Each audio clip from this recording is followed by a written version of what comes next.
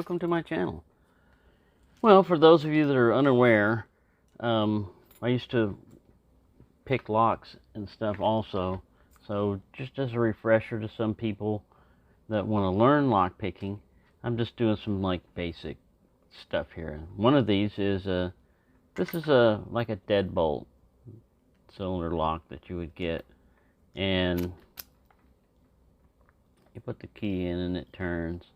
And what we like about these in lock picking is when you get good at it later on, is you can do a thing called gutting, and that is, you just squeeze this little pin out here and push this up, and then you get things called followers.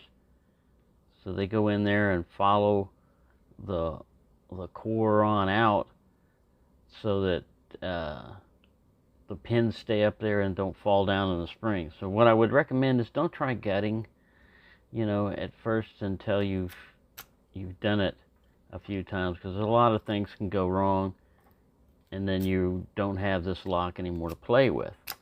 But this is the bitting. This is the cuts in the key, and this tells you basically when the key is all the way in there, this is the height the pins would be sitting to match up to get this core to turn.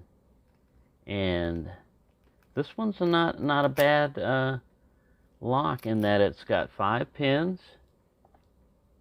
1, 2, 3. Look at that one all the way up. 4, 5. That makes it difficult because this guy's got to go up here. And I can tell you also it has spools in it. Now, the way I pick these is similar to anything that has security pins in it. You try to get a false set, which is the core turns just a little bit. So I'm putting some tension in here. I got bottom of the keyway tensioning going here.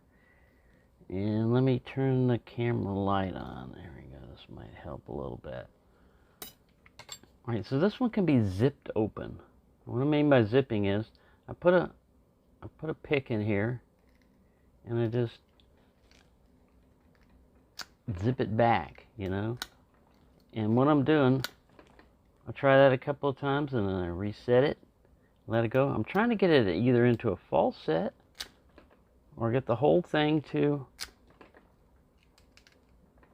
just open. Now, oh, look at that. See, that was 5 pins.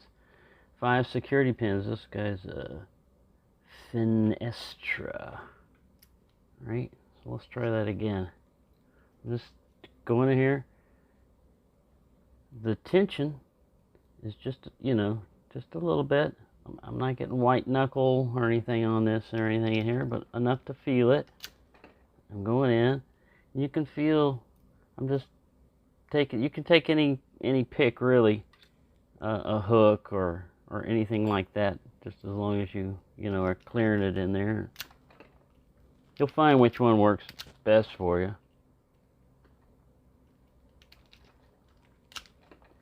And then, if you do it a few times, you feel like you're not getting anywhere, you can just start all over, just release a little bit of tension, and away you go again. It's a combination of zipping and then kind of like moving around. Now, if I were going to try to single pin pick it, I don't know where I put that. Planning. I had a pick sitting right here. It is. This is a little hook with a little diamond on the end of it. So what that does is it helps you get past. So you're in the keyway. This bottom part is blocked off, so your pick's down here, and you're going through and you're trying to pick these guys. And to get this guy, you have to go and set him all the way up without oversetting this guy. And you can't forget that one either. So single pin picking this one is not real easy. It takes a lot longer. And at first, when I was picking locks, my only purpose was getting into the lock without a key, in whatever way. If it was considered cheating or whatever, so what? As long as I could get in. Then, as I got more interested in it, I realized that single pin picking is the one that usually requires the most skill, because you have to know exactly what you're doing. You have to know, if you go to this pin here, is it set? Is it not set? You know, or is it overset? You know, I think there's like 3 states the pins can be in. It can either be just sitting there, you know, it needs to be set, or it's already reached the right height and it's set, or it had reached the right height, but you pushed too far on it and now it's overset.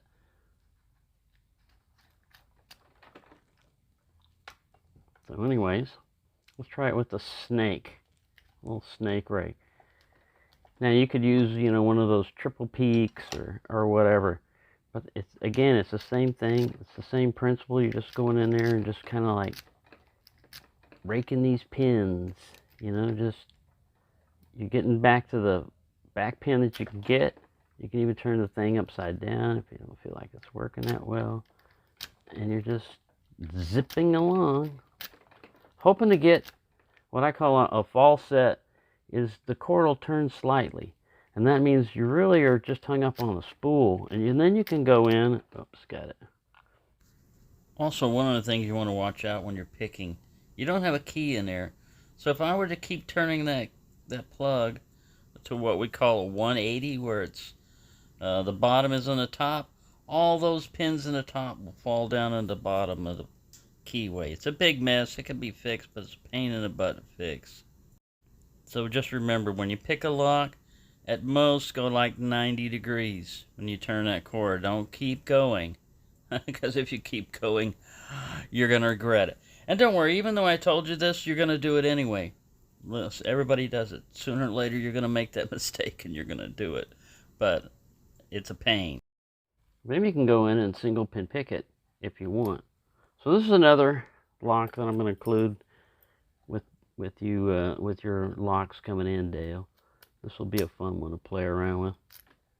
Like I said, once I open the lock one way, I would try different ways. You know, like, all right, if I single pin picked it, then let's see if it's rakeable, you know, or let's see if it's zippable. You know, I would just go through and see all the different ways that a lock could open. So there you go. There's another little lock picking thing. It's a combination of zipping and everything. Don't let you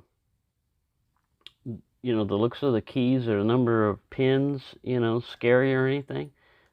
Just give it a try. You never know how easy a lock is to get into until you try. Thank you for watching, and have a nice day.